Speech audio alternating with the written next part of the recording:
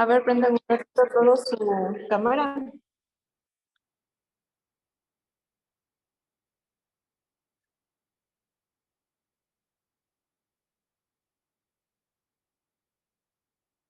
Gracias, Josué. Gracias, chicos. Muy bien. Prendan su camarita.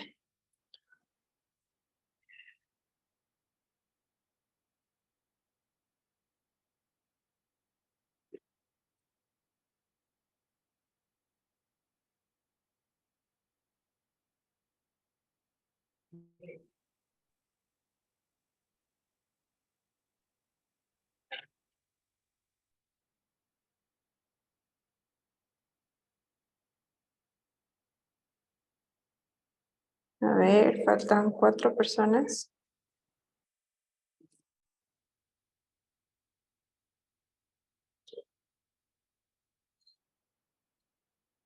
Santiago Bravo.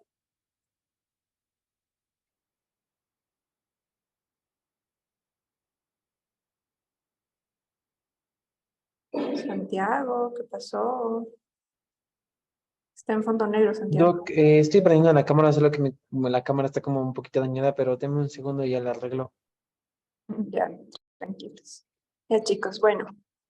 Uy, ese gatito está bonito. A ver, vamos a ver el día de hoy 2 temas, como habíamos quedado con Alexis, ¿sí? Y el día jueves vamos a hacer igual y otra clase para ver los otros 2 temas. ¿Listo? Entonces ustedes ya saben, los temas son rapidito, las cosas importantes, 20 minutos cada exposición. Hoy no hay prerequisito ni por requisito, pueden respirar tranquilos. ¿Dónde está el José? No, mentira. Pero tranquilos, hoy día no hay nada de eso. Ya cualquier pregunta que tengan, por favor van a ir poniendo en el chat y vamos a responder después, al final de cada tema. ¿Listo? Para que sea la clase seguida y ustedes cada pregunta que tengan ponen en el chat y vamos a responder al final de cada tema. Ok, ¿quién empieza a exponer? Yo, Doc. Soy José Aldaz y voy a exponer sobre neuritis vestibular. Entonces vamos a empezar Chévere. primero, es la definición. Pásale, por favor. Bueno, nos dice que es un cuadro de vértigo, desequilibrio o mareo intenso de aparición espontánea súbita en minutos u horas. Suele ser persistente, más de 24 horas, y suele acompañarse de cortejo vegetativo e inestabilidad. Pero tenemos que tener en cuenta de que no va a haber síntomas de hipoacusia ni tampoco acúmulos. Esta va a ser una diferencia importante con respecto a las anteriores neuritis o patologías que hemos visto.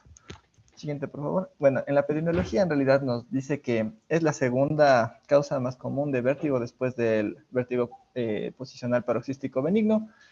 Tiene una incidencia anual de 3 a 5 por cada 10.000 habitantes y en realidad nos dice que hay una etiología bastante desconocida y que usualmente se lo atribuye a lo que es el virus del herpes simple tipo 1. Siguiente. Ya. En cuanto al diagnóstico, nos dice que puede basarse principalmente en lo que es la clínica y en lo que es la parte de la anamnesis. Luego vamos a ver que también hay algunos exámenes de imagen sobre los cuales nos podemos apoyar, incluso hay un examen de electromiograma que también puede ser bastante útil. Ya, entonces tenemos que, tiene un cuadro típico, no le paso todavía, por favor. Tiene un cuadro típico donde ya les había dicho, vértigo agudo, gran intensidad, mayor a 24 horas, que dure más de 24 horas. Inestabilidad, mareo, que no se relaciona con cambios posturales y suele ser de episodios únicos. Ya. Ahora, para los síntomas acompañantes puede existir una gran inestabilidad, sudoración, náuseas y vómitos. Ahora, lo importante sería descartar, obviamente, lo periférico de lo central, que también para esto vamos a ver que suele ser útil la tomografía computarizada, más o menos en un 30% en los cuadros agudos, y más útil aún la resonancia magnética. Pero, como dije, vamos a verlo más adelante. Bueno, en examen físico tenemos que debemos explorar las cosas de manera correcta con una otoscopía y una exploración neurológica completa, dirigida, como dije, a descartar si es que esta es central o periférica, de origen central periférico. Aquí nos dice que esta neuritis vestibular, una de las dos pruebas que pueden ser bastante efectivas para poder descartar que sea central. Es la de Romberg, que ya hemos hablado en anteriores clases, y la de Unterberg-Fukuda, que es parecida como la de Romberg con el hecho del inicio de la prueba. Sin embargo, se le pide al paciente que marche en su propio terreno entre 30 a 60 segundos alrededor, y suele haber una desviación más o menos de 45 grados hacia el lado de afección del nervio vestibular. Ya. Siguiente, por favor.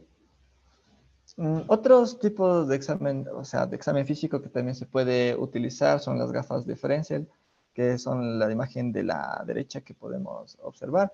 Nos dice que estas gafas tienen más o menos unas 17 dioptrías para evitar lo que es que los ojos se fijen hacia un punto. Y eso nos va a más o menos enfocar de una mejor manera el nistagmo de la persona. Entonces, nos dice también que puede haber en la fase aguda un nistagmo.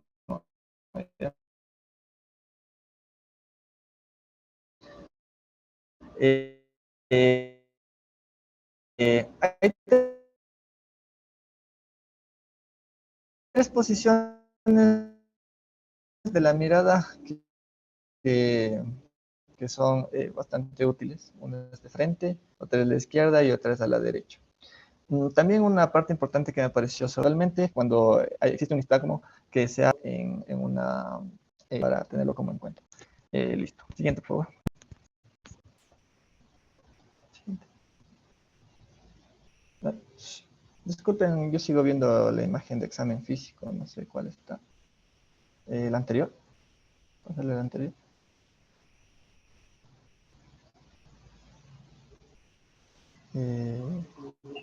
Sí, sigue Siguiente. lo de las gafas de prensa.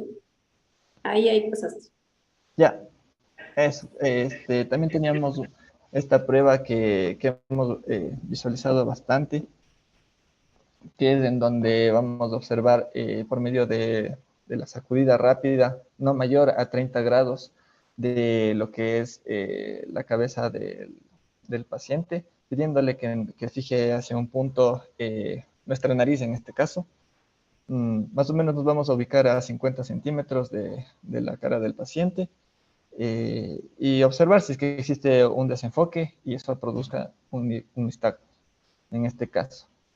El siguiente debería aparecer esta prueba, que es la prueba de oclusión, en donde también es bastante buena porque nos dice que pedimos que fije el paciente hacia un punto la mirada, tapamos un ojo, en este caso con esa paletita de... Ajá, y lo que suele suceder es que en el lado afectado vamos a poder observar un nistagmo. Y de igual manera, este también suele ser bastante útil para ver los nistagmos verticales. Ya, hay tres pruebas que nos menciona y que son bastante útiles en estos casos, que las nombra como hints. Hints. Ya, la de HIT es la prueba de impulso cefálico, que es la que hemos visto primero. La otra es esta que estamos observando ahorita, la de oclusión ocular.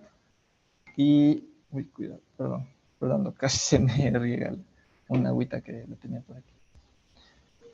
Y la última perdón, porque no me acuerdo, pero según me vaya acordando ya les digo. HINTS está en inglés, es un acrónimo, ¿no es cierto? Sí. Entonces, a ver, el HIT es del Head Impulse Test, que es la prueba del impulso cefálico. N es de nistagmus. Y la S es de skew deviation, que es el que tienes el test de oclusión alternante. ¿Qué quiere decir esto? Que en una lesión central, cuando yo cubro, por ejemplo, el ojo derecho, ¿sí? Me tapo completamente. El ojo izquierdo lo que va a hacer es que como pierde esto del reflejo oculomotor bilateral, el un ojo se va a desviar. ¿Ya? Eso es el skew deviation. Si tapo el otro ojo se va a desviar y eso me indica una lesión central. Eso no está presente en lesiones periféricas. Chido. Y listo. Bueno, y de ahí nos decía que podía haber otras pruebas, como por ejemplo, si es que el hit no es aceptado, en este caso no se ve un cambio que sea muy evidente, podríamos cambiar al view hit, que en realidad es como una cámara infrarroja, entendí yo, que puede observar de mejor manera los movimientos oculares y eso nos puede ayudar. Y también se le puede acompañar de las gafas de Frenzel, y entonces ahí tendríamos lo que son los Big Five. Usualmente los tres primeros test que dije hasta cuando la doctora acotó la información que me faltaba, ya es bastante útil, tiene una sensibilidad y una especificidad alrededor de un 98% más o menos. Es bastante útil. Siguiente, por favor. Listo. ¿Puedes Y repetir la tenemos, sensibilidad y la especificidad, por favor? creo que está colgado a mi internet.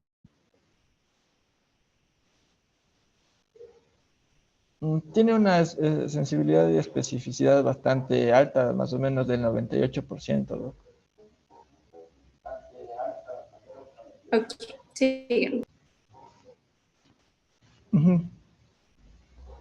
Este, no sé qué día pues están viendo, pero debería estar la de pruebas complementarias. Sí, que mi internet está un poquito malo y sigue Sí, en dale el nomás. examen. Ya. Entonces, tenemos las pruebas complementarias, que en realidad aquí vamos a encontrar tanto las de imagen como, por ejemplo, las de audiometría. Y, y nos dice que tienen cierta utilidad cuando se puede todavía hacer un diagnóstico diferencial en el curso de la enfermedad y también para cuando sea agudo. Cuando ya cambia de fase aguda a fase crónica, usualmente no sabe encontrarse buenos hallazgos y no se puede decir qué es lo que está en realidad pasando. Luego también hay una prueba de estimulación calórica que confirma la presencia de una hipofunción vestibular y, y eso se da en cuanto a las lesiones del nervio vestibular superior, ya que se ve que no hay una conducción del conducto semicircular y también que no es útil en fase aguda. En cambio hay otros que no son útiles en fase aguda como esta prueba. Ya. Luego tenemos lo que es una postural dinámica computarizada, donde nos dice que se informa de la función de los diferentes sistemas que intervienen en el equilibrio, así como el riesgo de caída. En este caso también podría descartarse lo que es eh, que no esté una buena función el cerebelo, que en realidad es uno también de los órganos que nos sirve bastante para el equilibrio, pero eso también lo vamos a ver en las resonancias y en las tomografías, donde vamos a poder, o tenemos que observar que no haya una isquemia o un daño en las arterias cerebrales que la irrigan, pues en este caso. Siguiente, por favor. Ya. Entonces aquí también me pareció un tanto interesante este test, que es el potencial evocado miogénico vestibular o VEMP, donde, donde técnicamente lo colocar unos electrodos más o menos en los puntos donde se ve en esta imagen de la derecha, para más o menos localizar cómo conduce, si conduce o no correctamente los nervios, los impulsos eléctricos del paciente en este caso. Y nos dice que va a haber 3 lesiones en donde vamos a ver afectado la porción superior del nervio vestibular, otra lesión donde se ve la porción inferior o también en el superior, y una que es exclusiva del nervio vestibular superior, que es la más recurrente y por la que más obviamente vamos a tener que utilizar este test. Se presenta varias anormalidades, como dice aquí abajo. Existen alteraciones oculares, contralaterales de la lesión del nervio vestibular. Cuando se contrae una lesión del nervio vestibular inferior, en realidad estos serán normales, pero los cervicales estarán alterados. Siguiente, por favor. Ya. En el diagnóstico diferencial, como les había un poco recalcado, están lo que son los accidentes cerebrovasculares en la AICA o arteria cerebelosa anteroinferior, o la PICA, que es la arteria cerebelosa inferior y posterior. También se puede diferenciar en cuanto a lo que es un cuadro de síndrome vestibular agudo, que se da gracias o producto de un ictus que produzca una pseudoneuritis vestibular. Ya. La resonancia magnética, como les había recalcado, bastante fundamental y la que es mejor de entre esta y la tomografía, porque como había dicho, la tomografía tiene una sensibilidad inferior al 30% y una utilidad solamente en la fase aguda para buscar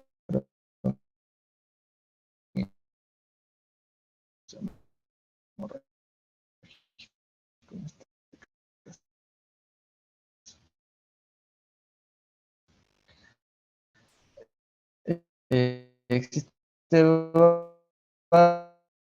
varias presentaciones menos frecuentes de neuritis vestibular que se relacionan más a lo que es el nervio vestibular inferior y también tener en cuenta en los pacientes jóvenes que hay que descartar lo que es una desmielinización de este nervio y eso hematología que la evoca. Siguiente, por favor. En cuanto a lo que es el manejo, tenemos a la izquierda un cuadro, un logaritmo pequeño, pero bastante útil. Y a la derecha tenemos más o menos lo que nos recomienda que se puede usar. Ya.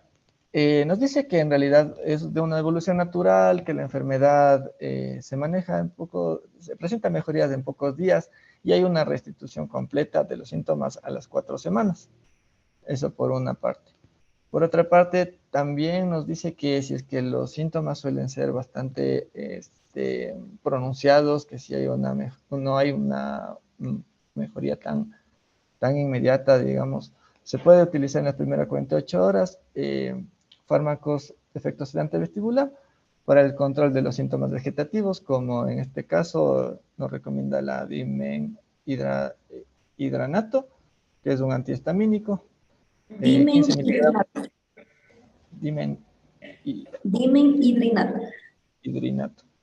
15 miligramos al día durante solo 3 días. El hecho de que sea este corto tiempo, de igual manera, en este corto tiempo se dan benzodiazepinas o antieméticos. O sea, no mezclarles uno de los 3 tipos de fármacos que he dicho, pero solo por 3 días, porque si es que se da más de estos 3 días, puede ocurrir que el cuerpo, que el sistema nervioso central, no comienza a compensar los síntomas que presenta. En este caso, como dice ahí, retrasan la compensación vestibular fisiológica.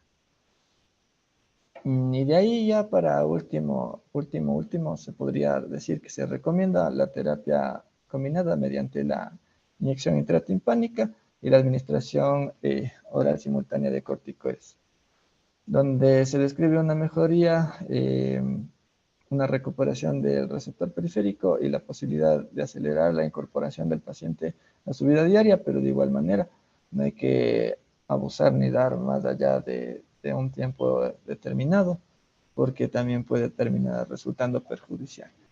Ya, ahora en cuanto a lo que es el logaritmo, nos vamos a ver otra vez como por ejemplo las enfermedades que también ya hemos visto, solamente como para ir dividiendo, ¿no? Entonces tenemos primero un cuadro de un vértigo agudo espontáneo, tenemos que la clínica auditiva, hipoacusia y acúfenos se presentaron. En el caso de que se hayan presentado, pues podemos pensar en otras enfermedades como laberintis o laberintitis o enfermedad de Meniere, que ya hemos visto en anteriores clases. Si es que no se presentan, podemos usar las pruebas de examen físico que hemos visto como son las HIT. Y listo. Si es que sale normal, un nistagmo evocado por la mirada, que podemos, que también estaba dentro de las tres que les decía que tienen una sensibilidad y especificidad de 98.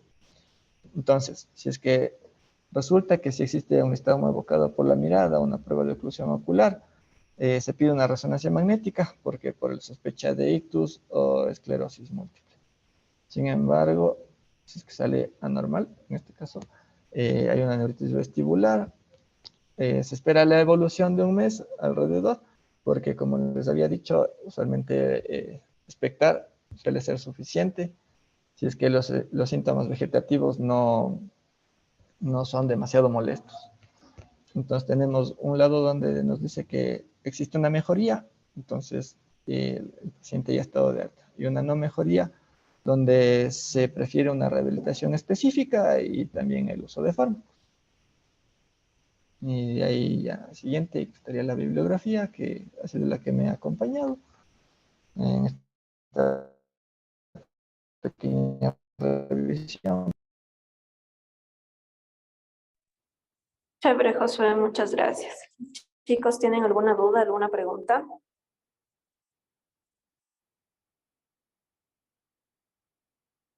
Nada. A ver, Santiago Bravo.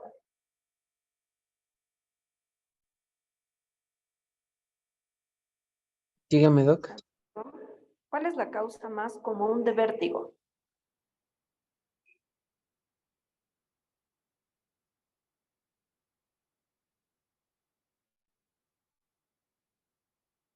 Santiago. Herpes simple tipo 1, creo, Doc. ¿El qué? Perdón, Doc, me parece que es herpes simple tipo 1. Herpes. Estoy preguntando cuál es la causa Es el más paroxismo. común de vértigo. ¿Quién respondió eso? Yo. ¿Quién dijo paroxístico? Camila, muy bien. La causa más común de vértigo es el vértigo periférico paroxístico benigno o BPPB. No se olviden de eso. Y de ahí dijo en la exposición Josué que la segunda causa puede ser la neuritis vestibular. ¿Ya? A ver, vamos a ver.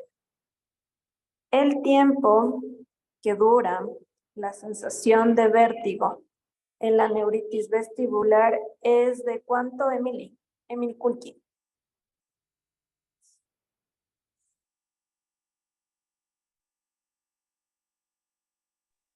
A ver, me parece que era de más de 24 horas.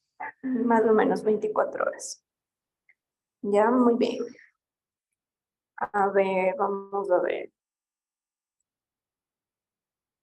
Juan. A ver, Juan. ¿Qué es? ¿Dónde estás, Juan? Te me perdiste. Juan Jarrín. ¿Qué es la ley de Alexander?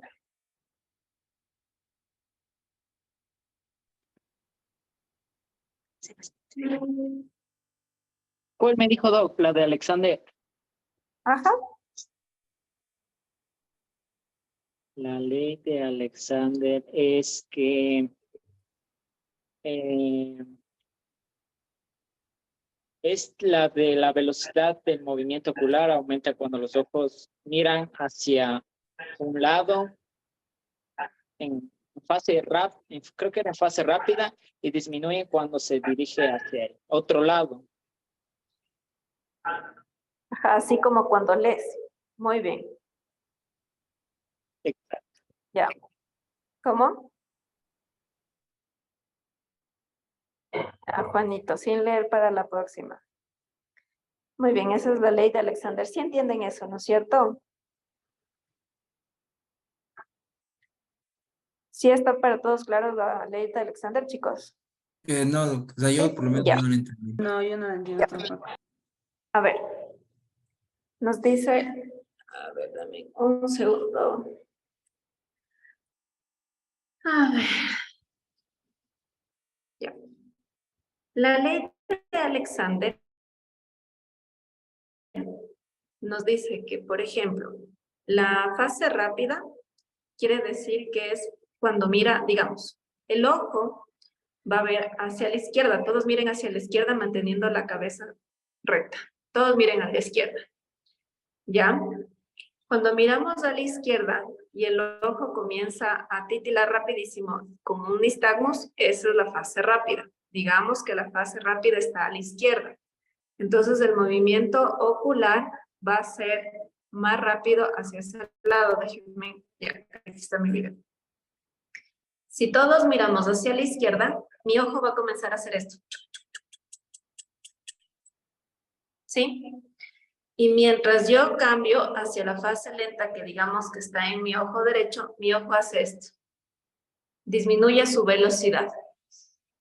Caso contrario, si la fase rápida está hacia el lado derecho, mi ojo va a hacer hacia el lado derecho. Y cuando mire al lado izquierdo, disminuye la velocidad. ¿Sí? La fase lenta nos indica el oído afectado. Y la fase rápida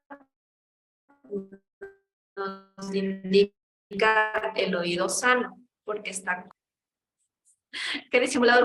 ¿Alguna otra pregunta? A ver. Cuéntame, vamos a ver. Carlita Salazar. ¿Cuándo yo digo que un romber es positivo? Bueno, de lo que entendí de la prueba de Romberg era que se le hacía marchar al paciente con los ojos cerrados en un mismo, o sea, en su mismo sitio, y que la prueba era positiva cuando había una desviación de más de 45 grados y que eso indicaba el lado, eso no era. Sí, es del lado que está con insuficiencia vestibular. Ujú. ¿Cuánto tiempo le hago marchar al paciente para decir que es positivo?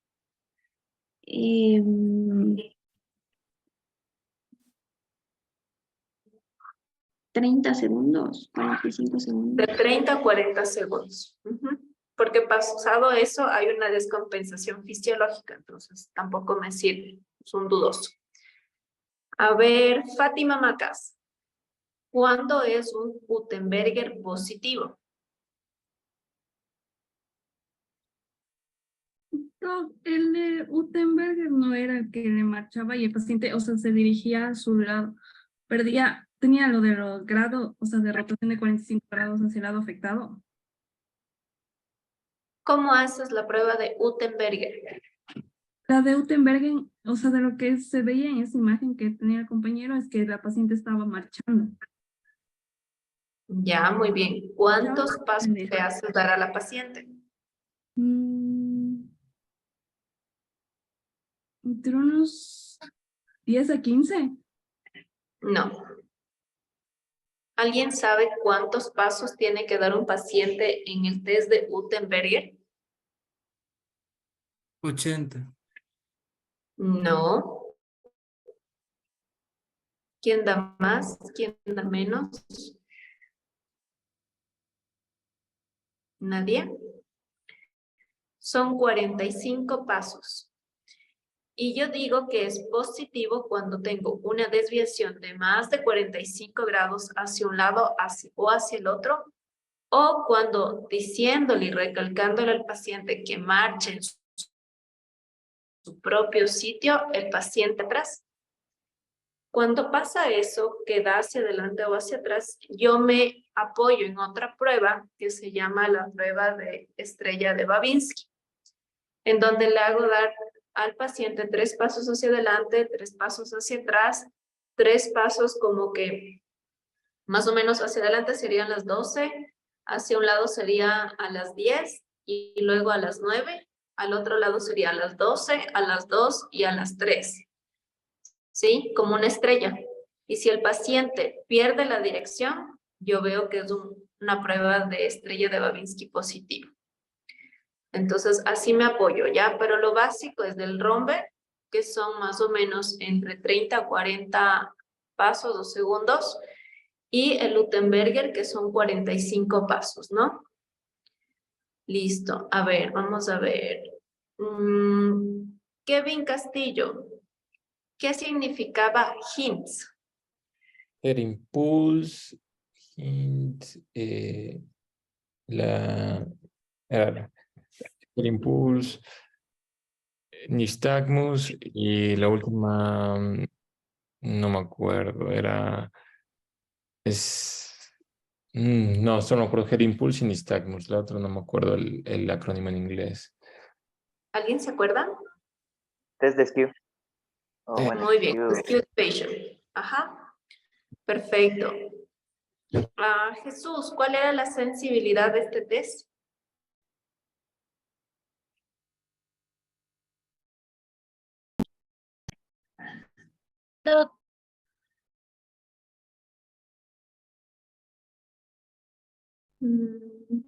Se me fue Génesis.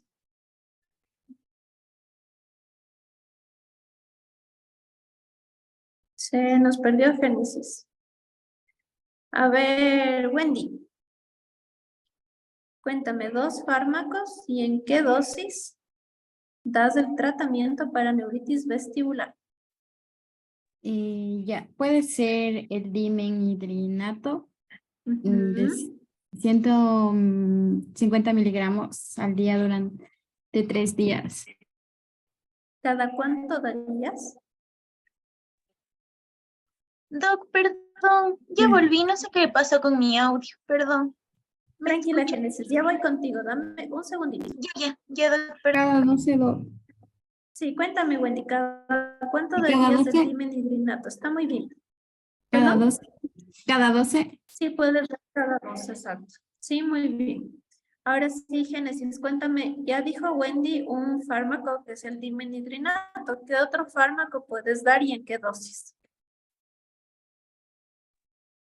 Ya, Doc, justo estaba diciendo ese cuando me salí, pero también hablaron de, no me acuerdo muy bien las dosis, les soy sincera, pero dijo que podíamos dar antihistamínicos, benzodiazepinas, me parece que también eran antieméticos, y ya, de esos me acuerdo. Ya, muy bien. ¿Por qué se da todo esto, chicos? Es porque el paciente que viene con una neuritis vestibular es un paciente que entra a la emergencia, no puede caminar o poco puede caminar, tiene mucha inestabilidad, casi no tiene tolerancia oral, tiene vómito tras vómito tras vómito, ¿sí? No se acompaña de pérdida auditiva, eso es importante. Entonces, lo importante aquí es que ustedes les ceden al paciente, por eso les decía ahí el texto que se utilizan sedantes. Es porque ustedes le mandan a dormir al paciente con el objetivo de que pueda estabilizar su sensorio. Entonces, pueden utilizar el dimenhidrinato o pueden utilizar una benzodiazepina de acción corta para que el paciente se duerma, ¿sí? Y una vez que el paciente se duerme, pueden utilizar también un antiemético. Y lo que va acompañado de la mano siempre es el uso de corticoides, que también le resaltó ahí Josué. La dosis del corticoide podemos utilizarla 40 miligramos cada 12 horas o podemos darle vía oral si es que el paciente tiene tolerancia oral. O podemos utilizar la dexametasona 8 miligramos intramuscular o intravenoso, dependiendo de con qué esté el paciente, cada 8 horas por 24 horas. Al siguiente día, 8 miligramos cada 12 horas y el último día, 8 miligramos cada 24 horas. O podemos mandarle prednisona 40 miligramos vía oral por 3 días. ¿Sí? La idea es desinflamar porque como el nombre lo dice, una neuritis es una inflamación del nervio vestibular. ¿Ok? ¿Tienen alguna duda, chicos, sobre este tema?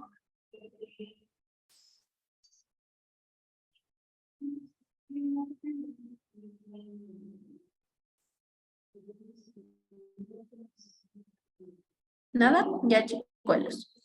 ¿Quién expone el siguiente tema? Yo, Doc, ya comparto. Ya, Steven, por favor.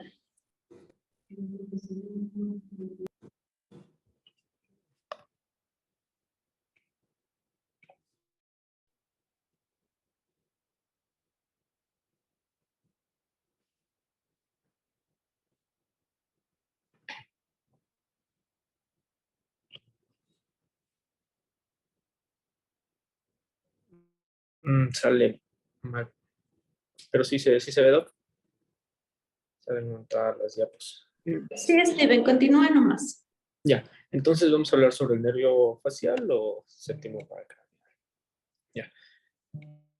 De forma general podemos decir que el nervio facial o séptimo paracranial es el nervio craneal mixto que se origina del tronco encefálico. Este tiene fibras tanto motoras como sensitivas que de acuerdo a las modalidades que tiene pueden ser generales, viscerales, somáticas y también pueden ser especiales. Es por esto que las funciones de este nervio pueden ser muy variadas, ya que van a inervar músculos, mucosas, glándulas y transmiten los impulsos del sentido del gusto. Vamos a hablar sobre la embriología. Ya. Los nervios craneales van a comenzar su desarrollo a partir de la quinta, sexta semana de gestación y se van a dividir en 3 grupos. Los eferentes somáticos, que van a ser el segundo, el cuarto, el sexto y el 12º. Los nervios que van a inervar los arcos faringeos, que son el quinto, el séptimo, el noveno y el 10º, que es de los que voy a hablar, y los nervios sensitivos especiales, que son el 1, el 2 y el 8º. Ya. Entonces, para hablar del nervio facial, vamos a hablar de los nervios de los arcos faringeos, como ya les mencioné, que son mixtos y que tienen un núcleo eferente motor y un núcleo sensitivo, el cual se va a encontrar fuera del encéfalo. Entonces, este se va a encontrar en las rombómeras, ahí lo está marcado de verde, que son sitios especiales que tienen el romboencéfalo para formar dentro de las placodas. Entonces tenemos que el nervio facial que inervará los derivados del segundo arco faríngeo, los cuales serán músculos de la expresión facial, como vemos aquí, que está en el de rojo, como el estapedio, el estiloioideo, el vientre posterior del digástrico. Y también, volviendo acá, vamos a ver que en cuanto a su núcleo motor, este se va a encontrar a nivel caudal en el mesencéfalo. Ya. Voy a la anatomía. Entonces, yendo de nuevo a la diapositiva de acá, tenemos que el origen real del nervio facial se ubica dentro de los 4 núcleos del puente. Y estos núcleos dan a lugar a 2 divisiones o 2 raíces, que van a ser una raíz motora primaria y una raíz sensitiva, o también llamado nervio intermedio. Estos se van a unir. Perdón, estoy viendo la diapositiva que dice nervio facial, la del inicio. Sí, de ahí ya lo voy a pasar, porque la de acá solo, ya. Bueno, entonces lo voy a contar de acá. Entonces, tienen una raíz motora primaria, una raíz sensitiva, o también llamada nervio intermedio. Estas se van a unir adentro del conducto facial, formando lo que es el tronco del nervio facial propiamente dicho, y que esta va a alcanzar la cara al atravesar lo que es el foramen estilomastoideo, y que una vez llega a la cara va a inervar las diferentes partes, como sus músculos faciales, como ya les expliqué, que nos van a permitir realizar las expresiones faciales. Va a inervar parte de la lengua y el paladar blando, lo que nos va a ayudar en el sentido del gusto, y la mucosa de la nariz y el oído medio, y así como las glándulas lagrimales y salivales. Entonces, así tenemos que este nervio va a tener un origen real y un origen aparente. Entonces, dentro del origen real vamos a tener que es el núcleo salival superior, el núcleo motor del nervio facial, el núcleo del tracto solitario y el núcleo del nervio trigémino. Aquí vemos en esta imagen de verde, donde está el núcleo motor del nervio facial, el núcleo salival superior, el núcleo y el tracto solitario. En la siguiente imagen vemos el núcleo motor del nervio facial, de igual manera el núcleo salival superior, el tracto solitario y el núcleo espinal del nervio trigémino. Entonces tenemos que el núcleo motor del nervio facial va a dar lugar a la raíz motora gruesa del nervio facial, mientras que los otros núcleos van a dar origen a lo que es el nervio intermedio, como ya les dije, o la sensitiva. Entonces estas raíces van a salir del tronco cefálico a través de la cara anterolateral, y esto es como va a dar origen, como ya les puse acá, al origen aparente de este nervio facial, lo cual se va a ubicar en la cara lateral del tronco cefálico en la unión pontomedular entre los pares craneales sexto y octavo. Ya, entonces vamos a hablar la parte del trayecto. Ya, vemos que desde su origen hasta llegar a la cara, el trayecto está dividido en diferentes segmentos. En primera instancia tenemos el segmento intracraneal, que va a hacer referencia a la parte cisternal. El segmento segmento meatal, que hace referencia al el dentro del conducto auditivo interno, el segmento laberíntico, que va desde el conducto auditivo interno hasta el ganglio geniculado, el segmento timpánico, que va desde el ganglio geniculado hasta la eminencia piramidal, el segmento mastoideo, que va desde la eminencia piramidal hasta el foramen estilomastoideo, y el segmento extratemporal, que va desde el foramen estilomastoideo hasta los ramos postparotídeos. Entonces vamos a tener en primera instancia el segmento intracraneal, o también llamado cisternal, que este va a ser relativamente corto y este va a comenzar en el origen aparente que ya les mencioné del nervio facial y va a representar lo que es el recorrido de las raíces del nervio facial a través de la fosa craneal posterior. Y estas raíces van a alcanzar la porción petrosa del hueso temporal y pasan a través del conducto auditivo interno, donde ya se va a ubicar el segmento meatal. Como está ahí el conducto auditivo interno, está de verde en la partecita de arriba. Entonces vamos a la parte después del segmento meatal. Después de pasar por el segmento laberíntico, este va a ir al conducto auditivo externo a través del ganglio geniculado, que igual está de verde. Aquí el nervio facial va a crecer y va a formar este mismo ganglio geniculado y que va a contener diferentes cuerpos celulares de las neuronas sensitivas. Y es aquí donde, en este ganglio geniculado, donde el nervio facial va a emitir el nervio petroso mayor. Sí, el nervio petroso mayor, ya. Luego vamos a la porción timpánica. Este va a recorrer la porción del... No tengo un puntero aquí, o sí. No tengo. Este va a recorrer la porción del conducto facial y que va a atravesar la cavidad timpánica, la que va a ir para abajo, y este va a emitir diferentes cuerdas del tímpano y el nervio estapedio. Y este va a terminar en la eminencia piramidal y que va a ser el segundo punto donde este conducto facial se va a doblar. Entonces tenemos que este nervio facial va a partir o va a seguir de manera inferior hasta el segmento mastoideo, el cual va a terminar en el foramen estilomastoideo, donde ya va a ser la parte extracraneal. En el foramen o segmento o estilomastoideo es donde va a acabar la parte intracraneal y va a comenzar la parte extracraneal. Entonces tenemos que aquí en este foramen el nervio el facial va a abandonar el cráneo y va a ingresar a la cara. Y ahí es donde se denomina el segmento extracraneal. Entonces aquí tenemos diferentes ramos.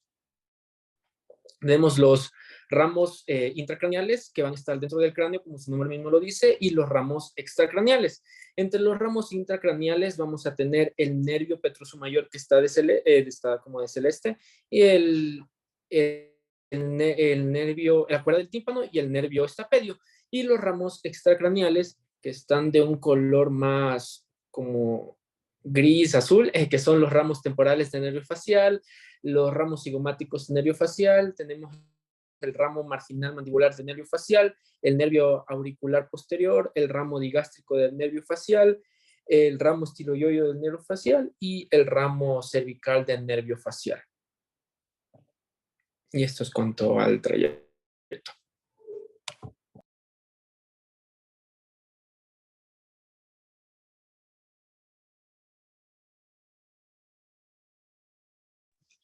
Nada más. No, solo era embriología, anatomía y trayecto. Por eso en anatomía faltan cosas. ¿Cuáles son las porciones del nervio facial que están dentro del oído? Lo que va antes del segmento extratemporal, todos los 5 segmentos que les mencioné, el segmento intracraneal, el meatal, el laberíntico, el timpánico, el mastoideo, que va desde el conducto auditivo interno, el ganglio geniculado, hasta la eminencia piramidal y luego termina en el foramen estilomastoideo. No. A ver. ¿Cuáles son las ramas intrapetrosas del nervio facial? El nervio petroso mayor, la cuerda del tímpano y el nervio estapedio. Ese que se refería a los segmentos. Ya. ¿Y No, sí, está bien, esas son las ramas intrapetrosas. Y las extrapetrosas, Son los que, como les dije, están de color azulito, que están ahí los ramos temporales de nervio facial, el cigomático, el marginal mandibular, el auricular posterior, el digástrico, el estiloioideo y el cervical. ya, esa tiene una mnemotecnia que se dice Gardel. ¿Ya? ¿Cuál es la porción más larga que se encuentra dentro del oído y cuánto mide? La porción más larga no sería la que va desde el ganglio geniculado, el Ya, alzamiento entonces timpánico. no, falta revisar. A ver, nosotros siempre hablamos de 3 porciones dentro del oído, así que no son todas las anteriores. Esas 3 porciones, voy a tener una porción horizontal, una longitudinal, ¿ya? Y por eso hablo de lo que son los codos del nervio facial o las curvaturas. Todo eso tienes que describir, porque eso es lo importante que nosotros... a nivel de la caja timpánica, ¿qué porción del nervio facial veo?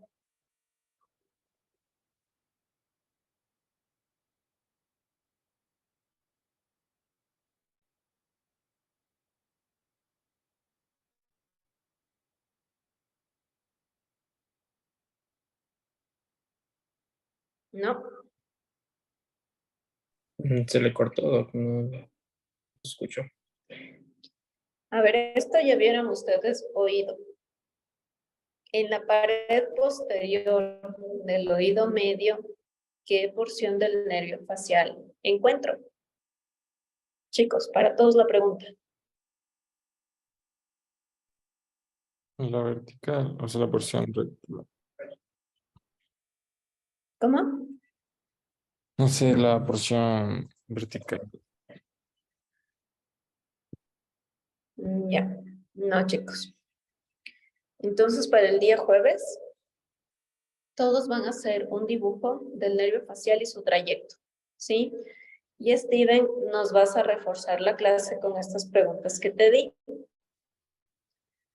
¿Listo? Porque el nervio facial es lo más importante. Nosotros el nervio facial lo valoramos incluso desde las ramas que dan hacia lo que es el conducto auditivo externo, ¿ya?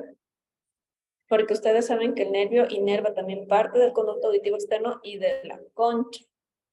Y de ahí sale una rama que se llama la rama de Ramsay-Hunt, que cuando da un herpes en esa zona de la concha nos da el síndrome de Ramsay-Hunt.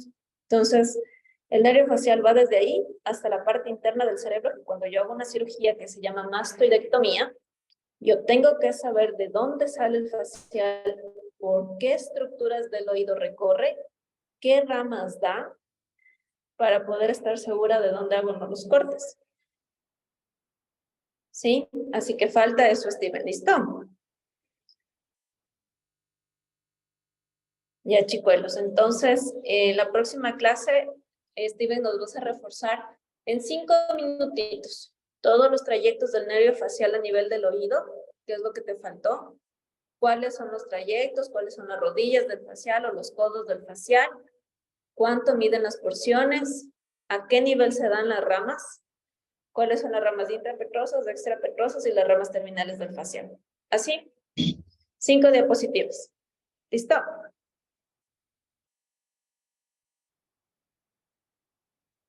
¿Alguna otra duda, chicos? ¿No? Listo, chicuelos. Entonces, y nos vemos el día jueves, ¿ya?